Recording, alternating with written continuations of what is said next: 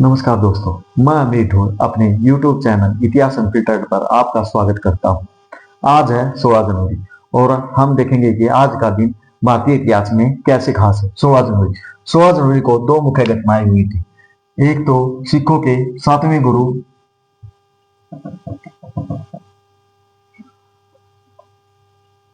श्री गुरु हरराय जी का जन्म और दूसरा है नरेला का युद्ध।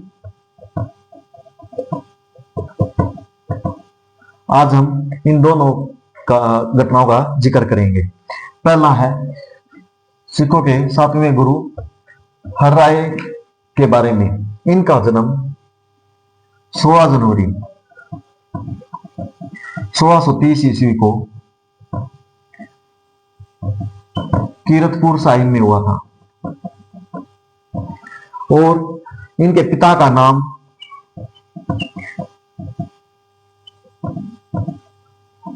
बाबा गुरदित्ता जी व माता का नाम निहाल कौर था। इनके जो दादा थे वो श्री गुरु हरगोविंद जी थे।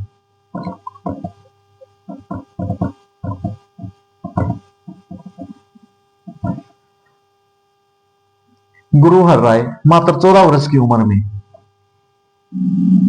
सिखों के सातवें गुरु बने। ये बड़े ही दयालु और प्रकृति प्रेमी, पशुओं से प्रेम करने वाले व्यक्ति थे।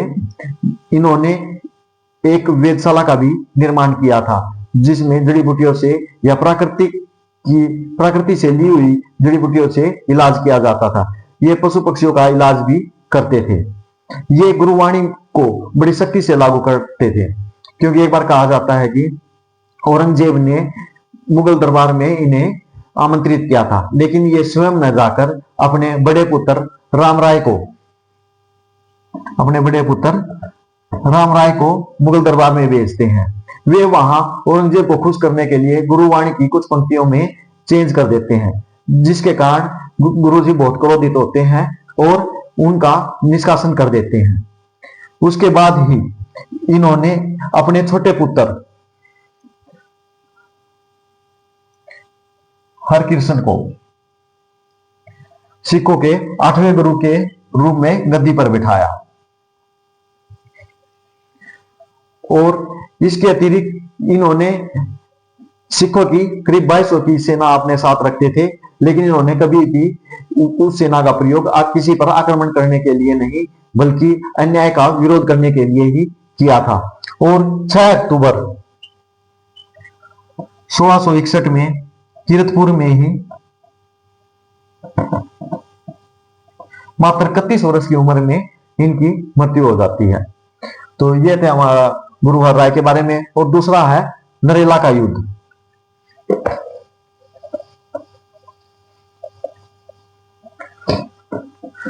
और दूसरा टॉपिक हमारा आज का नरेला का युद्ध। नरेला का युद्ध 16 जनवरी 1757 को दिल्ली के पास नरेला के मैदान में हुआ था।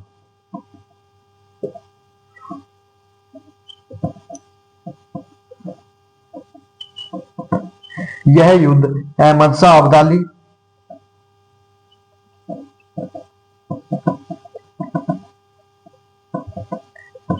जो कि एक अफगान शासक था और